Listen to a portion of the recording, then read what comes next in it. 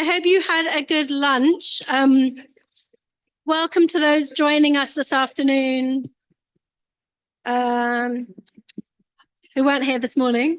The next thematic session is on a secure future, which is really about building resilient infrastructure and systems in SIDS. We're going to have two great speakers and a respondent, and I really think this session is going to be useful, getting into some examples and the sort of some detailed examples that we can develop further on how we develop resilient systems. So with that, let me hand over to Resi Co-Director and Economic Affairs Officer at UNCTAD. Rashid Bouya is going to be the chair for this session. Over to you, Rashid. Is it on? Yeah, thank you very much, Emily. Good afternoon, everyone. I hope you had a good lunch break and you're refreshed to kickstart this new session. So my name is Rashid Bouya. I'm a Resi Co-Director and I'm leading the thematic agenda on financial sustainability. I'm also an economist at UNCTAD, the United Nations Conference on Trade and Development, which is based in Geneva, and I'm working on productive capacities in the Division for Africa, LDC, SIDS, and landlocked countries. So it's really my pleasure to be here today to be able to brainstorm, to share experience and knowledge about the future of SIDS, especially in the lead up to the SIDS 4 conference. For those of you who are just joining, so this is the third session of the day. We had a session this morning on the macroeconomics and finance, and a second one on the societies. Now we are moving on a session on how to secure a future for SIDS, and the session was framed around the main following question, which is how can SIDS transition to renewable energy, engage in successful climate adaptation while building a resilient infrastructure and improving connectivity. So the main idea here is really to highlight initiatives, measures to enhance climate resilience of SIDS in the different dimensions of productive capacities, including energy, transport, urbanization. But I think we have to see big. The idea is also to see how we can transform SIDS from the canary in the coal mine that, as SIDS are often referred to at the global level, into the high-tech beacon for hope for all countries who will also be affected by climate change. And I think this expression of beacon of hope was used by Ambassador Webson this morning. And I think it's really important to bear in mind that with adversity comes also opportunities, new knowledge, and comparative advantages, as long as we give ourselves the ability and the efforts to capture them. So having said that, I'm pleased to be today with the three esteemed panelists, among them Dr. Dennis Brookie, who is a researcher in the Gratham Institute at LSE in London, UK. Mr. Gareth Pyatt, who is an independent consultant and who is a researcher in urban development, disaster risk reduction in the UK. And His Excellency, the Ambassador of the Maldives, Mr. Ali Nasir Mohammed. So I welcome them. So I just remind you that the session will be divided into three sections. The first one will have 5-minute presentation by the two researchers, and then we'll give the floor to the ambassador, who will discuss, and then we will open the floor for Q&A sessions. So without further ado, let me hand it over to Dr. Dennis, who is going to present some findings of a paper on climate information and how we can harness climate information for climate resilience and also for disaster risk reduction. So over to you, Dennis. Hi, good afternoon, good day, everyone, excellencies, experts, and electronic colleagues. I'm really pleased to be here today to speak to you about some insights on climate information for resilience building in SIDS in the context of adaptation and disaster risk reduction. I work at the Grantham Research Institute, as Rashid kindly mentioned, and although this paper was done specifically for this forum, it's based on previous work done by Declan Conway, who's at LSE as well with me, and Suraj Desai, who's at the University of Leeds. Can I just do it? Perfect. So we've heard a lot this morning about data collection. This concept came up a bit. So I'll speak a bit about a specific aspect of data collection, which is that of weather and climate information. What is it? What's at its heart?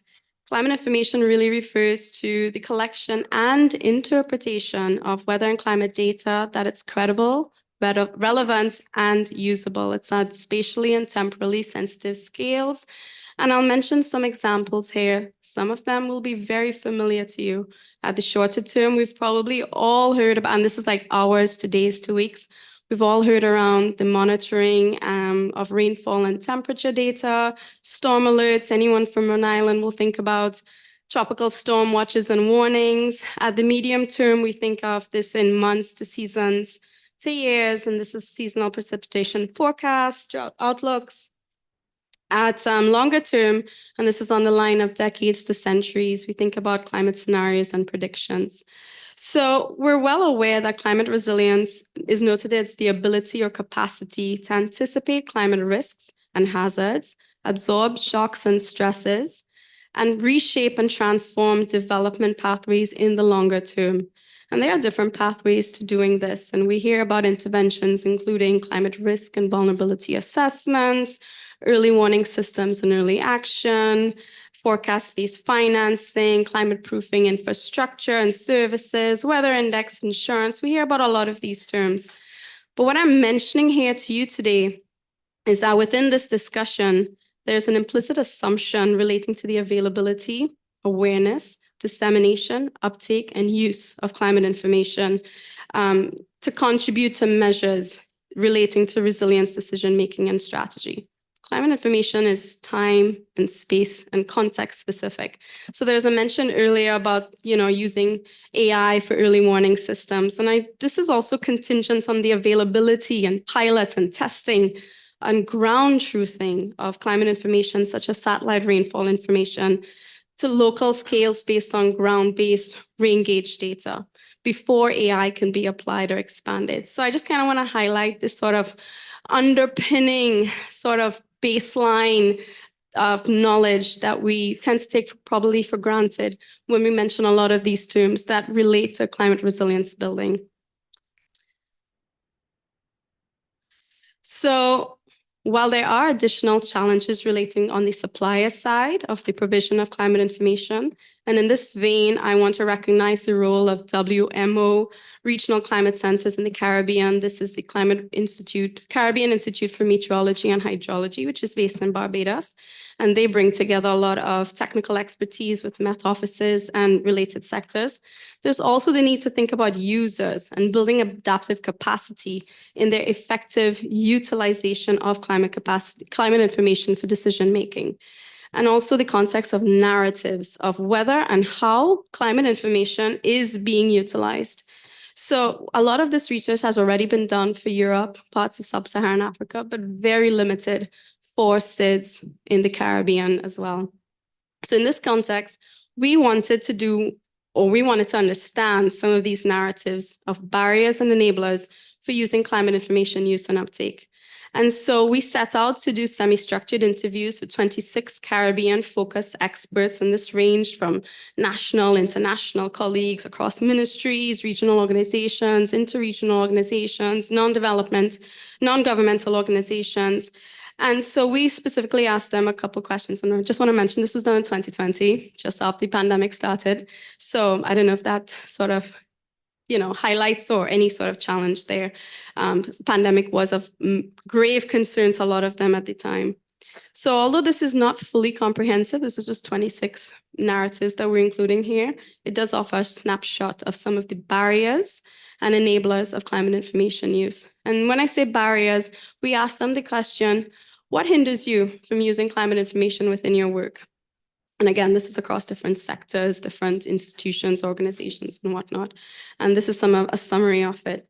The usability and applicability due to the presentation of formats, data interpretation, or translation. I wasn't aware of climate information. I know the name, but I don't really know how to use it. I don't have access to it. It's not free. You know, these are some of the things that we would have heard. I'm not sure where to look. There are challenges of data sharing. There's different data platforms. I don't know how to use it. It's very complicated. Political and policy issues. There's a changing alignment, or some people mention a changing alignment of organizations and or government institutions, siloed responses. There is a need for additional resources to support its use, human, financial, and technological.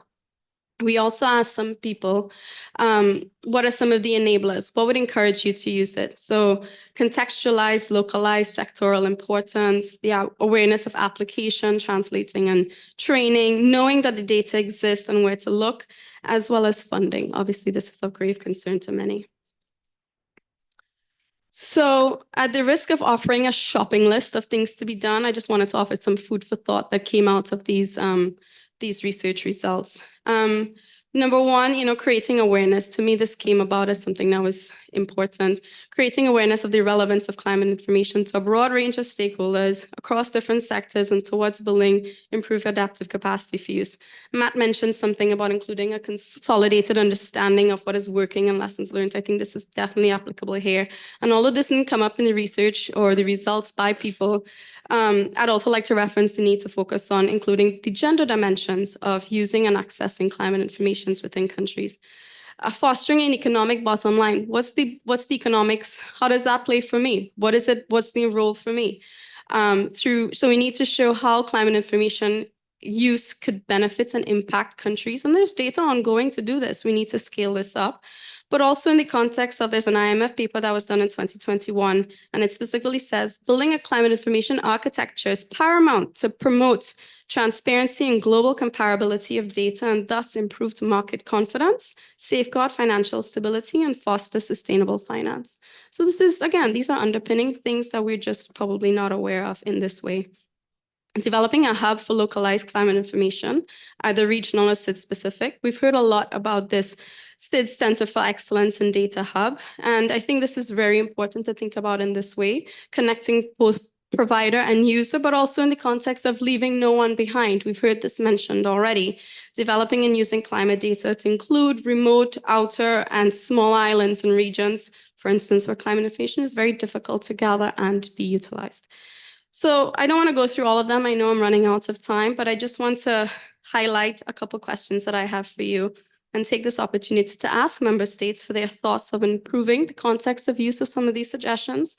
But also, since the challenge of data sharing came up with our conversations with colleagues, I wanted to ask the audience about what are your specific ideas on how to improve national and regional interagency data sharing and collaboration, and or whether this has been considered in the upcoming program of action.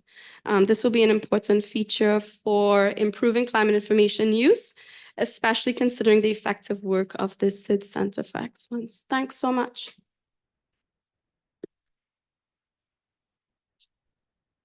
Thank you so much, Denise, for your excellent presentation. Now I'm inviting Garrett Bayet for his presentation on a paper addressing cities in SIDS and how to build more resilient cities. Thank you, Rashid. Thank you. And hello, everyone, including everyone online as well. And just wanted to also just thank the ODI and the organizers for this event. So as Rashid has mentioned, this particular session is about building resilient and dynamic SIDS cities. So to start with, what are we actually thinking about in terms of some of the challenges that we have? Well, we know that SIDS, according to some excellent data analysis actually from UNCTAD in a globalization report, constitute something like half of all of the population across SIDS. I think it's 46% as of 2019. Now, of course, we appreciate, as was mentioned earlier, that there are people in more remote areas, but specifically on the point around cities, with these cities in SIDS, they vary in size, they vary in topography, geography, their specifics. They vary an awful lot. So what works in one area may not work in another. So context is key as a challenge and an opportunity. Many SIDS cities are vulnerable to hazards. We know that. We've seen for a long time now how cities and, of course, more remote parts of SIDS are affected when hazards do actually materialize. And we've heard some excellent discussion today about some of the things to try and mitigate those measures. Managing everything in a municipal authority, if the municipal authority actually exists in the town and the city, is hard. It's hard everywhere. It's hard here in New York. It's hard in a city and a town in a small island. Many demands, a lot of them operational. How do they think about the longer term? So one of the points here about potential opportunity, which I'll revisit in just a second, is whether a systems approach to be able to look at things can genuinely help cities and towns, I have to say, in small islands. And of course, we know, as we've heard today, that raising funds is it's key, but it's challenging. And it was very encouraging to hear some of the discussion this morning around some ideas to be able to work on that. So in terms of insights, we know there are a lot of examples all around the world of urban initiatives that are undertaken. And what I have in the paper covers a number of those examples, also including some city examples from larger countries. That's not to say that a solution in, say, Amsterdam or in Paris or indeed in New York, you can just lift and shift and put it in place in a SIDS city. But we can learn from these types of initiatives that have been going on. Investments are being made. I talked about the challenges of finance, but investments are taking place, often with blended finance and sometimes with climate-related finance as well. So things are taking place.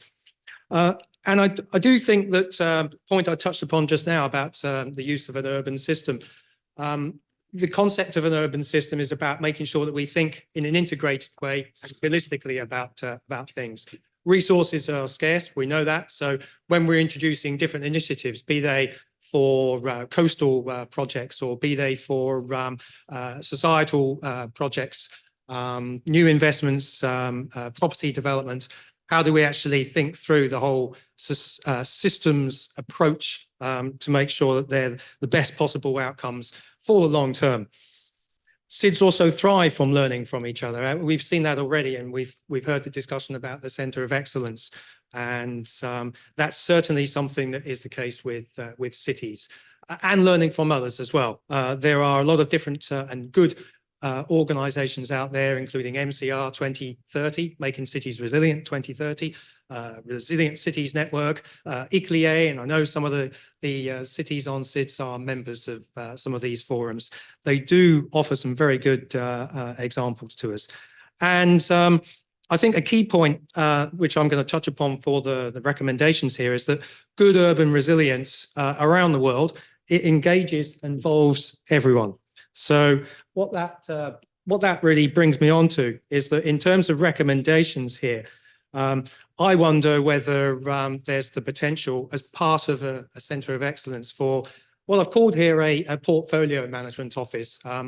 Whether that's the right acronym for it or not, I'm not sure. I'm not presupposing it would be a big team that would be required to be able to coordinate efforts, but there's a lot going on. There's a lot to do.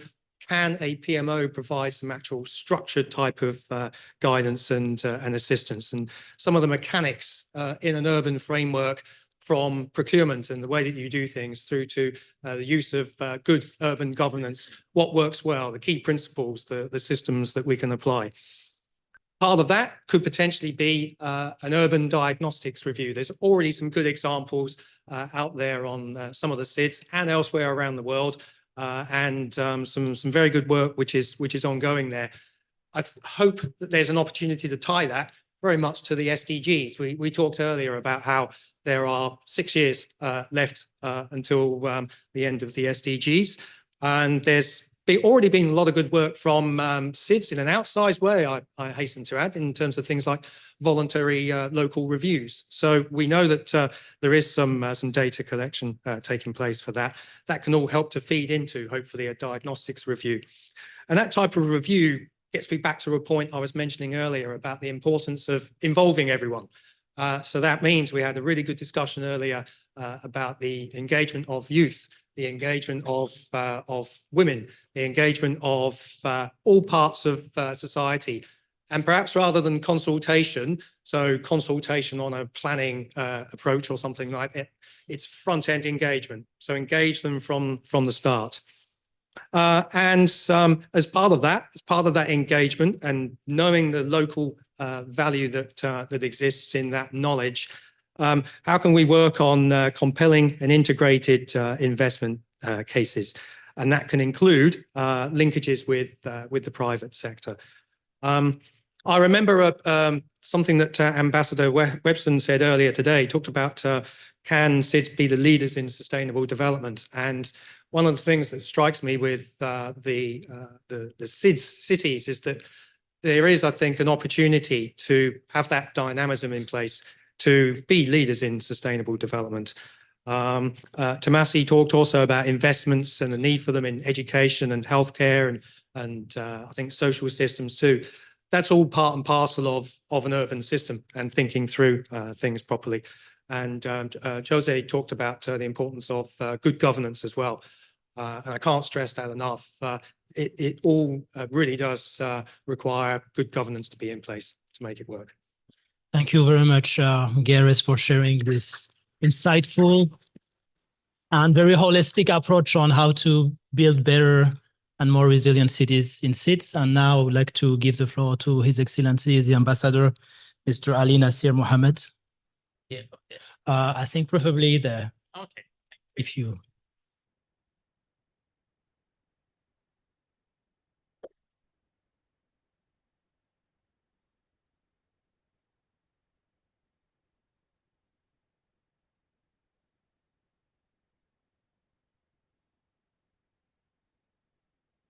Thank you, Rashid.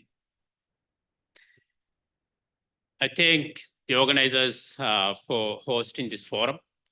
And I'm sorry I missed the morning part of the forum. And I apologize also in advance for that I might miss some part of the afternoon session as well. SIDS, the first letter of the acronym is small. We coming from the small missions, meaning that small missions have to juggle priorities inside the mission as well as in our relationship with the United Nations system as well. So with that apology, I thank the organizers again for inviting me to speak at this forum to share some perspectives coming from the Maldives, which is of relevance to the larger SIDS community too. The forum is being organized at a very opportune time. Right now, as you know, as some of you would know, that we have just passed the midway point in the work of the SIDS 4 Prep Room Committee to finalize the text of the outcome document. Now, the question for this session and also this forum is about the future of SIDS. How can SIDS achieve a secure future? I will, in my brief talk, will focus the broader picture and the specific issues that will encompass the future of the small island developing states have already been covered in some respects. So I will stick to the broader, larger picture. The simplest answer to the question, how can SIDS achieve a secure future, is simple. That is, in our opinion, in my opinion, SIDS must start believing in themselves. They must believe in their ability to support themselves. Having said that, belief alone is not sufficient. You can have belief, but belief alone will not take you anywhere. How can the SIDS be taken from here we are, from today, to a future which is secure, which is resilient, which holds promises for the SIDS and the people? And the key ingredient of that is genuine partnerships. Partnerships with their traditional partners as well. Partnerships among and between SIDS, sharing information, sharing of best practices. Partnerships with the private sector in their own country, as well as countries with whom they interact the most. And partnerships with national stakeholders. And that partnership, both local level, national level, and international level, partnerships that should be based on mutual respect and should be mutually beneficial. That this mutual, I'm repeating mutual twice, is not just a diplomatic jargon. That mutual benefit and mutual respect should underpin, in a very, very literal sense, should underpin the partnerships to be, that partnership to be able to endure for a long time. And the other question is, how can SIDS forge and foster such a partnership that can benefit themselves first and benefit the other side of the partnership? SIDS can do that by only building their own capacity. The capacity I will be talking about comes in two forms. One is the state capacity, and the other is the productive capacity.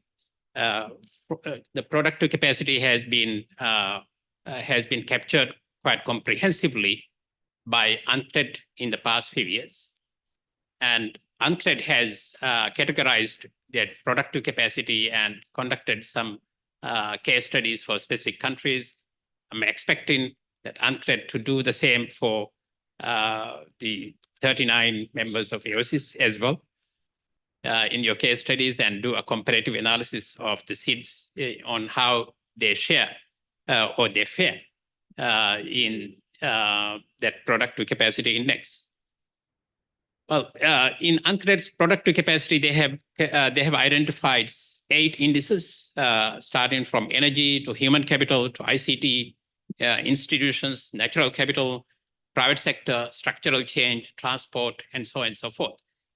These are, when we think about it, these are areas in which the SIDS need to make forward progress, forward momentum over time to be able to build the sort of resilience that can take SIDS to a secure future.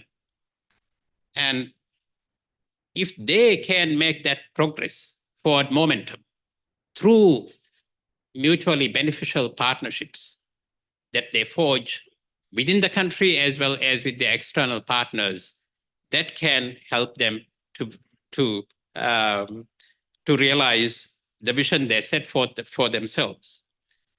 But productive capacity, while is a very, very strong indicator of a country's progress in its development trajectory, it can happen only if the country has strong institutional capacity too.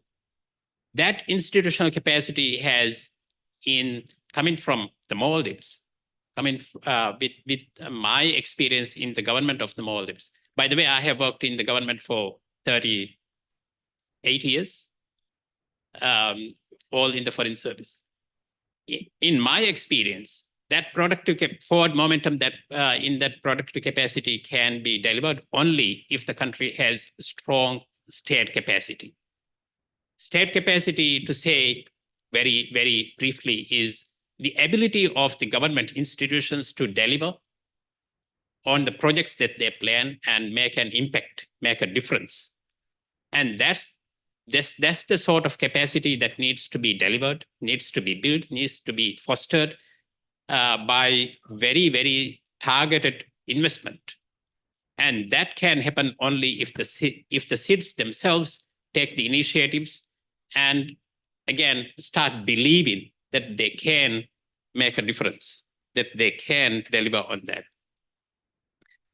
Just to give a few examples coming from the Maldives, the government, there is a new government in the Maldives since November last year, has unveiled a plan to increase the renewable energy and use renewable energy to shape the country's economic and infrastructure future for the next 5 years, and set a target in ensuring that renewable energy system will provide 33% of all energy consumptions in the country by end of 2028.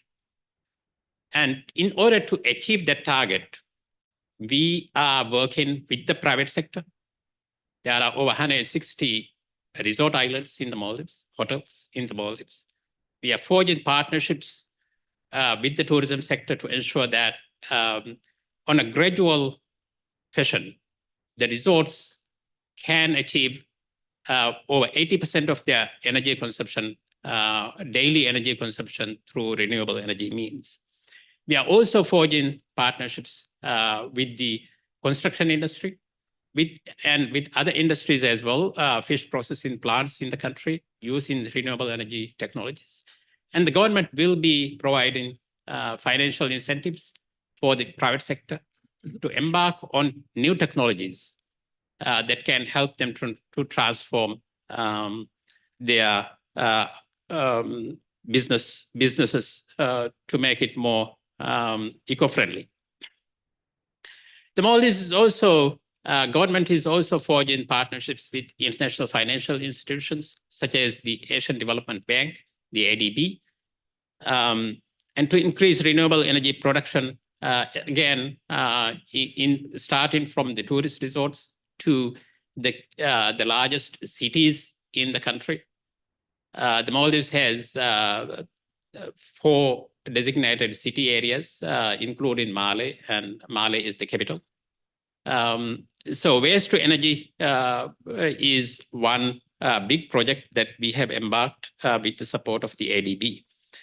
And the new government has unveiled another ambitious infrastructure development project called Ras Male that will connect another 3 large islands that are close by to Male and transform these islands using net zero carbon principle and safe island standards. Safe island is, or safer island is a concept that Maldives developed in the wake of in the aftermath of the 2004 Indian Ocean tsunami. Some of you may know that Maldives was almost devastated, completely devastated by the Indian Ocean tsunami. The entire country was underwater for some time. And we developed infrastructure development technique we called Safer Island, meaning that the infrastructure we develop and where we develop that infrastructure will withstand tsunami waves up to 10 to 15 feet high. And with that building code, we are developing newer islands. One we have already developed, the name of which was on the screen just now in the previous presentation you used, Hulumale. Hulumale is entirely artificial island that was developed on the lagoon of the capital Male, which in the next few years will have a larger population than Male itself. In terms of its building code planning and habitable development and other social recreational facilities that are being developed there will meet the standards that UN Habitat has been advocating for some time. And that's the concept that we will be emulating in the other islands. And how are we doing that? We are, again, partnering with the private sector in the country. And we are also partnering with the private sector of a number of other countries, mainly in South and Southeast Asia. Our external partnership in this area is exclusively so far has exclusively been South-South, driven by our diplomatic reach out to our friends and partners in the global South. And we believe that we can replicate our experience in Hulmale development and in the development of Ras Male, that's closest to the capital area of the Maldives, to the other islands in the Maldives where population is larger. We are developing 2 population development centers, one in the south and one in the north.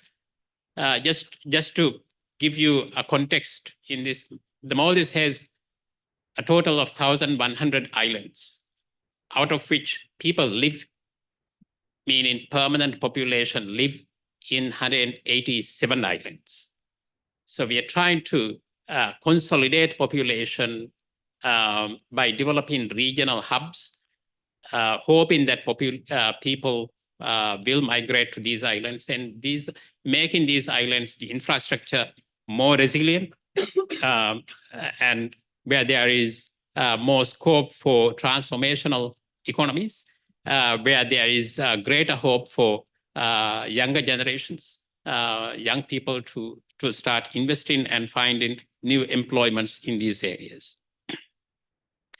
And to transform, to bring such a transformation, it is important that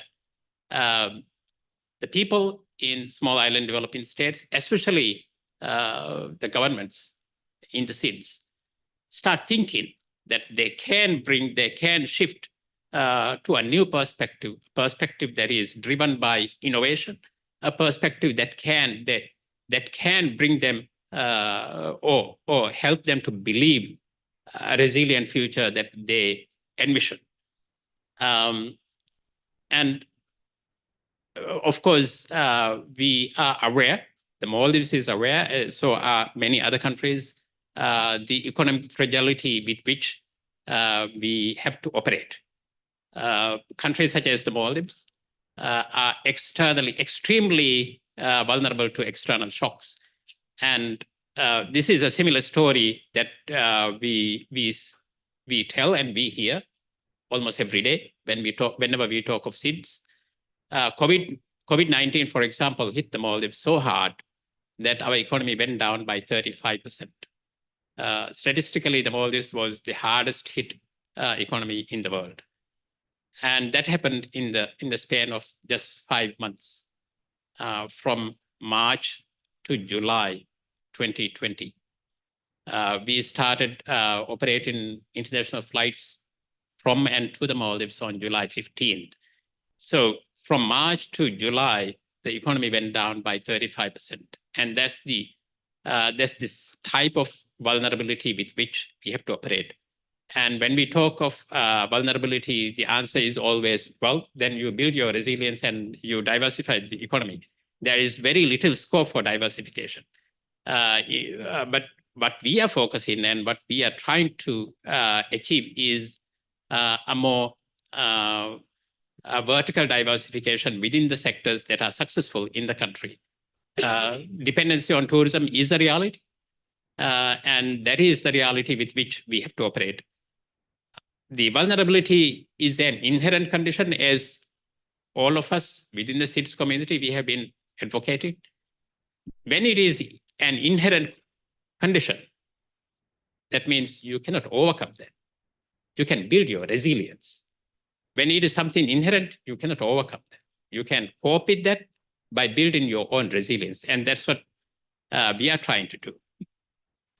Building resilience in the economy means that, first of all, we put in our fiscal situation in order to ensure that our debt becomes more sustainable, our external debt becomes more sustainable, to ensure that our ability to mobilize resources, domestic resources, first of all, that we close all the doors for leakages from the taxes, and the government's ability to mobilize and consolidate that resources that will go into the planned activities that are formulated through national development planning processes, and then engage in a conversation with our external partners where we can have greater access to more affordable financing. And these are two types of conversations that we hold with within the country as well as with our external partners. And by implementing such a... Sorry, Ambassador, I'm just going to ask you to conclude because we would like to keep some time for the discussion. So, of course, yeah, thank you so much. Thank you for reminding me. Yeah. By such a conversation, we believe will help the Maldives to achieve the sort of resilience that we have been advocating within the country as well as with our partner SIDS as well.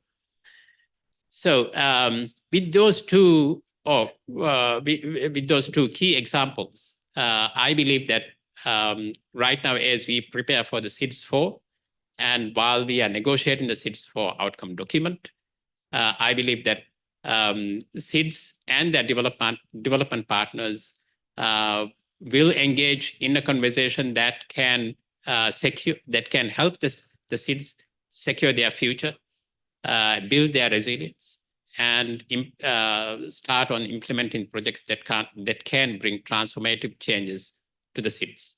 I thank you.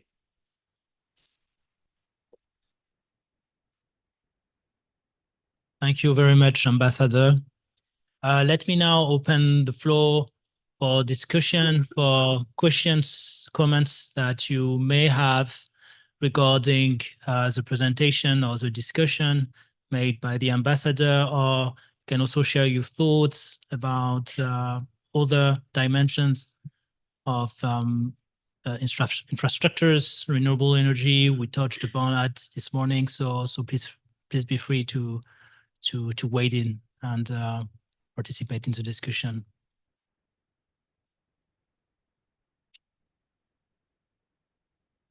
There any hand raised? Okay, I see a hand there. Sorry, I cannot see your text from here, but yes, who's yeah, please introduce yourself. Tell us more about. It's in the middle of the room.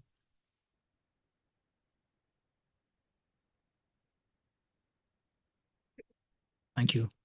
Good afternoon, everybody. My name's Fran Fuller. I'm the Director of Climate Analytics Office here in New York. My question is around, I guess, the point on data and climate information and downscaling that. I had a conversation with the chief climate scientist at the GCF at COP, and they are actually transitioning away from requesting downscaled data on specific climate risks to justify what they're now calling the climate change context in funding proposals, because of the expense and the effort that it takes to get that level of granularity, especially when a lot of it is not available in SIDS, and to what extent is it useful to be spending those resources to do that for funding that you should be accessing regardless of that question, because the vulnerability is very clear. And so I guess a question around whether availability of that type of data and information is actually the block in accessing finance, in taking good policy decisions, rather than just another excuse to create a false hurdle. At Climate Analytics, we have two separate platforms, one called the Climate Impact Explorer and the other called a Risk Dashboard. And one of the things that our climate scientists have articulated is that when you start downscaling information to that level of granularity at the community level in SIDS, the the uncertainty becomes so high that it is also questionable to actually use it in a lot of policy making. And so I guess my question is, to what extent do you see that as a good use of international resources and building that out to a scale that is subnational and across all SIDS? And then another question on sharing of information. I've seen a vast, I work mainly in the Caribbean. I've seen a lot of platforms being developed, and not all of them have national endorsement before they're being built at a regional level. And so you have these regional platforms where governments are not accepting to submit their national information to. And there are a lot of platforms without relevant information in them. So just a question around utility going forward, and the level of engagement of governments and the right ministries who have the type of information that's required, especially as it relates to energy, which is utilities, ministries of energy, et cetera, who find that information actually, they don't like to share that very much. Okay, thank you. Let's take a couple more questions. I see that there is a nameplate right here just facing me. Sorry. Yeah,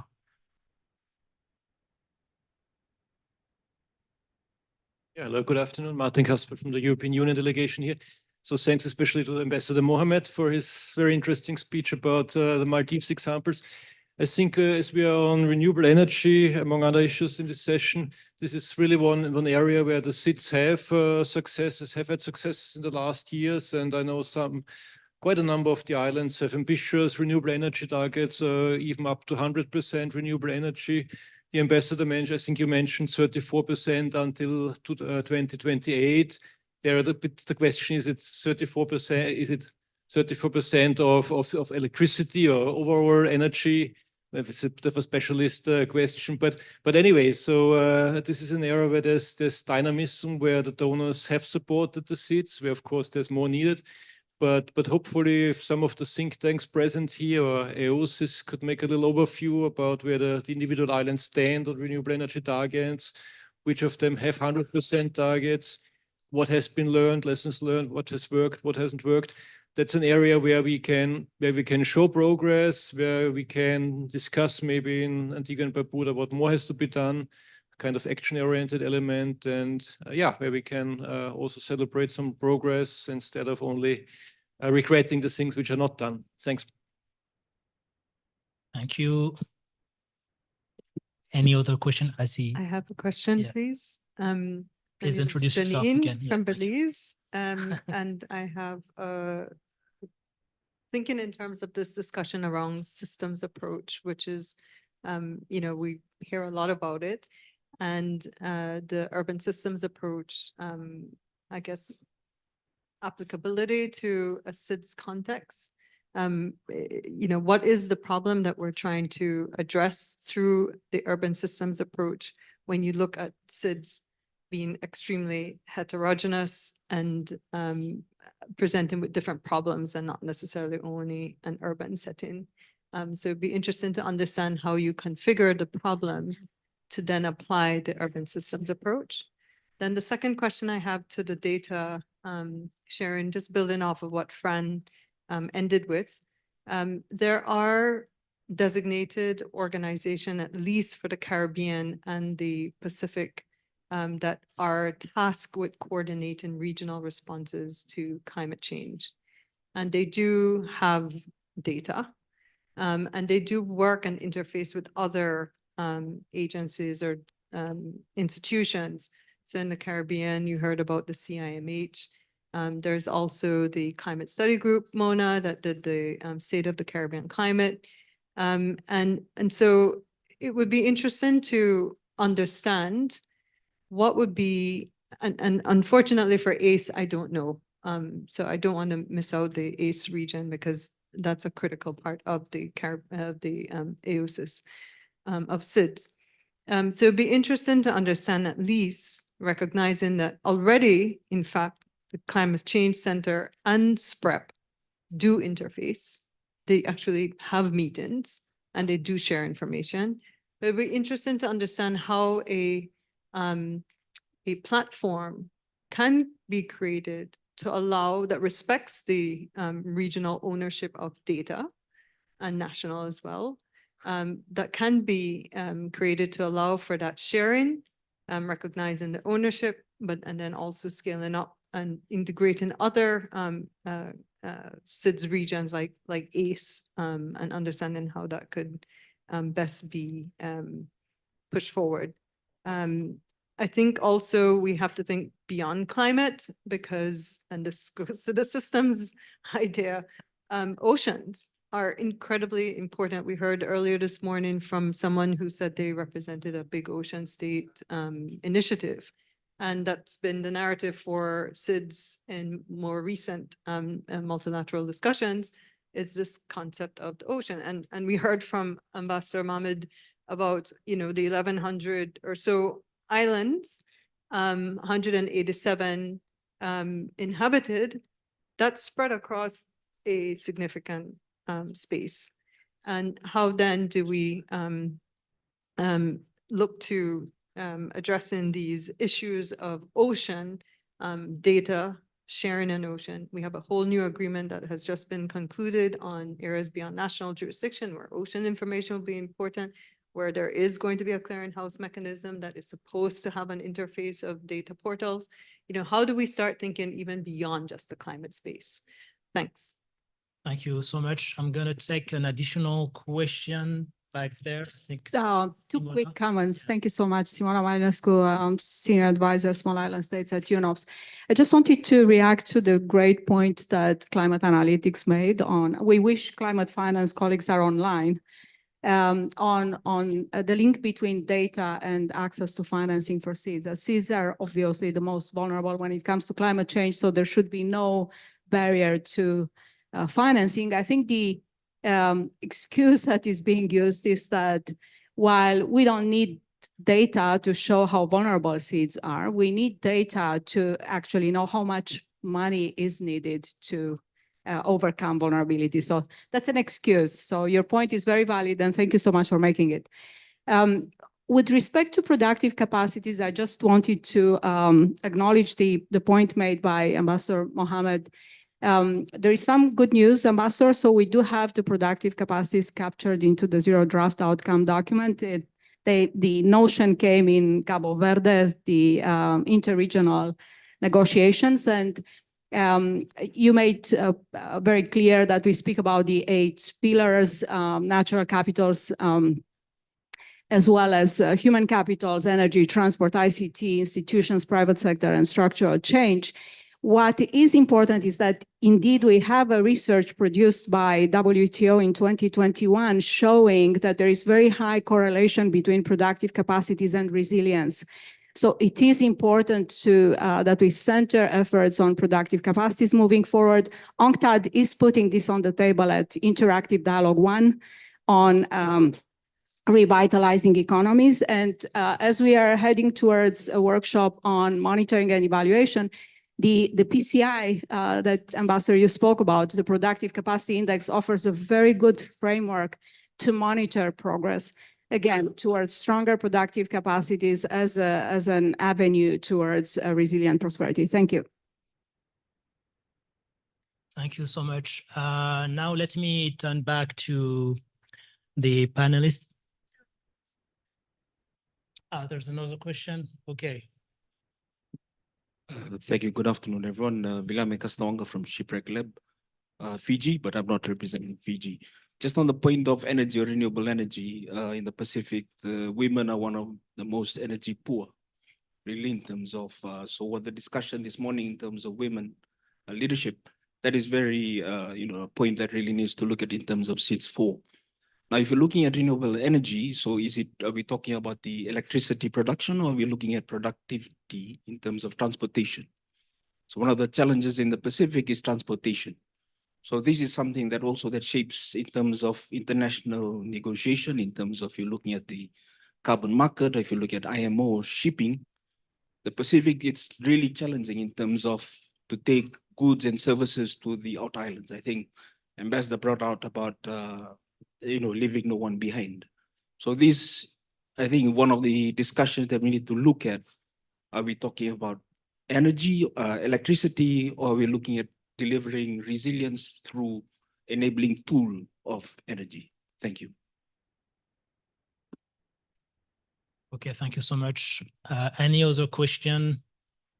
Okay, so now I would like to give the floor to our panelists to address the questions. So maybe Denise, you could start. Thanks so much. Very interesting questions and comments, and I appreciate your concerns here. I'll just speak about this need for minimizing downscale climate information. And I just want to, in echoing what Simona said, I just want to chat about the context of scale. So it does depend on what scale of this climate information you're looking for. Of course, for climate predictions, and you're looking at downscaled climate predictions, I mean, and again, climate predictions are on decades, centuries, many, many years. It's very difficult to have this at that granular level. So I do understand to some context, but I think if you sort of think about it, depending on the need that you have it for, it becomes certainly very important. So when I mention the need for climate information this way, for example, if you think about early warning systems, you do need to understand what's that monitoring of rainfall and that forecast for rainfall if you want to build any system that's able to understand flooding concerns. Overestimating or underestimating a rainfall monitoring system is going to have very detrimental sort of outcomes. So scale context is very important when talking about this. And unfortunately, this presentation runs the gamut of it without understanding all of these nuances. So I think obviously there's room for consideration and conversation to understand what are these nuances in thinking about granularity, difficulty to use. We hear this a lot when we chatted with persons within different ministries, and see uncertainty is such a concept within climate information. Do we know for sure this is going to happen? No, I wish I knew. I don't know for sure. Even if I have the best forecast and I can use the best satellite rainfall information, I can't say with 100% certainty that this is going to happen. And I think, we sort of need to build this uncertainty into our models and into our decision making. So unfortunately, that's the level that I can give there. But in terms of understanding designated organizations, I think it's something Janine mentioned. Yeah, the Climate Studies Group, Michael Taylor and Tanisha Stevenson, they've done such excellent work. CIMH, Cedric, Adrian, there's so many of them that are excellent climate information service providers within the Caribbean. And unfortunately, I don't know it for the rest of the other SIDS. I do know I have attended Caribbean Climate Outlook Fora, sat in discussions and presentations. They do a great work, a great job of bringing information to the table. What my presentation is about using that information, applying it, building adaptive capacity by decision makers to utilize this in context. Science is produced for the good of science. As decision makers, we need to understand how to contextualize that information. And that's what I'm trying to push and project with this research, to understanding in building SIDS4. And so when I look at previous programs of action and dissemination of information, data availability, it's all there. But we need to build on that and understand, well, what else is needed to utilize information that's either already there or that needs to be produced. There's probably other contexts that I didn't mention, but thank you all again for these. Gareth, would you like to address? Sure. About the Janine, about the systems approach, and your point about the applicability, genuine applicability to SIDS, recognizing, as you say, that yes, approximately half of the population lives in urban centres, but many do not, and they're a long way away as well. It's actually a good point, because it makes me wonder about the applicability to this kind of systems approach, where you look at fundamentally how you link in your ecological design with the physical environment. It's not just concrete, of course, but it's intelligent building, linking up to what some people call nature-based solutions to improve climate resilience, and the very important socioeconomic side of things as well. And noting that it all needs good governance to work, fundamentally needs good governance. And we'll then talk briefly about transport. that's part of the physical environment, but you do it for a good socio-economic reason, and you want to make sure that it is appropriately powered energy-wise in terms of the renewable type of electricity and the like. So hopefully a systems approach can actually be used and genuinely scalable. Not all of the parts are going to be relevant. I think that's key. So not trying to make everything relevant to a much smaller area. But if you can use the key aspects and elements, always think about when we're introducing new aspects of urban, peri-urban, and arguably rural areas too, you're thinking about how to sustain them properly. So yes, we can introduce new different types of infrastructure or the built environment or programs and the like, but how they're going to be sustained by the local communities as well. So it's a very good point and something for me to reflect on. Now, I would like to give the floor to Ambassador. Would you like to share some thoughts? Sure. I hope this one is working. It's working. Right. There was one question that Martin directed at me to me, which was renewable energy, and our target is 33%, not 34%. 33% we wish to achieve by 2028, and that's entire national power generation, 33%. And which is a very ambitious target for the Maldives. Currently, we produce our electricity through fossil fuel, which we import. There are some resorts and some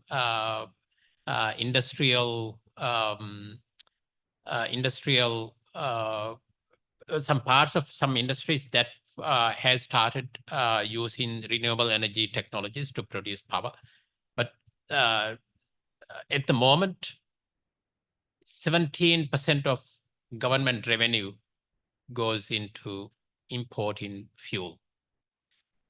In terms of its foreign currency and on our reserve, about 45% on a given year on average. So for the Maldives, transition to renewable energy is as much a climate mitigation and adaptation strategy, and more importantly, it's an economic and financial question too. But this ambition of 33% by 2028 is such an enormous ambition for the government, because it requires investing at least $700 million in the next 5 years. That's going to be an enormously difficult exercise for the government. So what we are trying to do is engaging with the private sector. Again, within the country, talking to the tourism operators, resort owners, and also engaging with the private sector in a number of other countries. I myself have engaged before I came to New York, just about 1.5 months ago. I was involved in discussions and introductory discussions with a number of private sector companies that are interested in participating in this venture. What works for the Maldives and for other SIDS as well is that what we have is tourism industry. The tourism sector is well known worldwide, and there are companies around the world who wish to take part in the development of the tourism sector. There is a business sense. There is also financially and economically feasible aspect for them, even if you take into account internal rate of return for some of the projects. But these are not necessarily financially most successful, most profitable projects. These are more transformative projects that can bring change and impact. But that can happen. such a transformation happen only when you package it with other with other sectors that can overall bring a profit to the private individuals or companies that invest in such projects. Did I answer the questions? Yeah, thank you. Thank you very much. So we are coming to the end of this session. So before sharing a summary, I would like just to reiterate that UNCTAD is fully committed to support SIDS in fostering productive capacities. And there is UNCTAD provides like a 3-phase program for productive capacities. And if member states are interested in benefiting from these programs, they just have to contact UNCTAD. And UNCTAD is also starting a new stream of work on measuring productive capacities after the SIDS4 conference. And so I really invite interested countries to get into touch with UNCTAD regarding this program. So now, so what I heard from our discussions is that we all agree about the critical role of domestic resource mobilization, and that it is the only way of salvation for SIDS. We all know the challenges, we discussed the challenges, and we all know the over-reliance of SIDS on external factors. So there should be a huge focus on domestic resource mobilization. And this domestic resource mobilization will enable economic diversification and will enable as well to move forward with structural transformation. So I'm not gonna dwell on the challenges because we all know the challenges, but I will mostly retain the enablers that we discussed in this session. The first one is partnerships. So we mentioned partnerships at the global level between regional, international, regional organization as well as the global governance, but also partnerships within countries, within SIDS, across agencies, and we should also enhance actually cooperation within the agencies. In partnerships, we also meant collaboration between all the stakeholders, bringing together the private sectors, the civil society, and all the stakeholders involved in strengthening actually the resilience. So the second enabler is to enhance the capacity. So there are two types of capacities as mentioned by the ambassador. Not only is the institutional capacity, which is the ability to devise the right policies, but also to build, to foster productive capacities, to make sure that infrastructures are able to underpin actually economic diversification and economic growth. I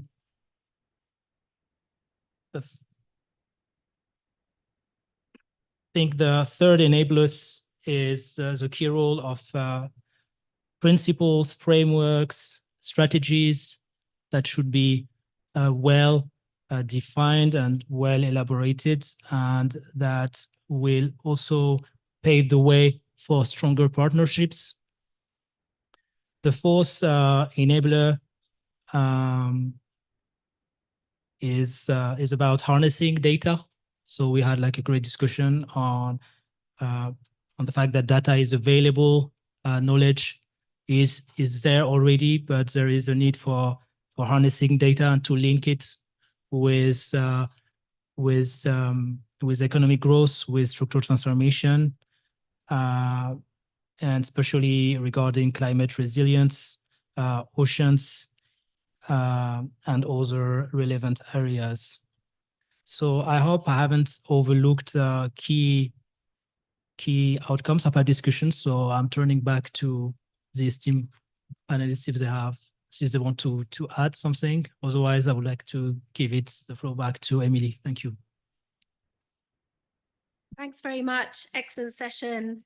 Big round of applause to the presenters. We're going to have a short break now. Grab a coffee, sit back down again. We will move on after the break to the fourth session, which is on environmental protection and planetary sustainability. And then we have the final means of implementation discussion, which will really be a good opportunity to come back to some of the issues that have come up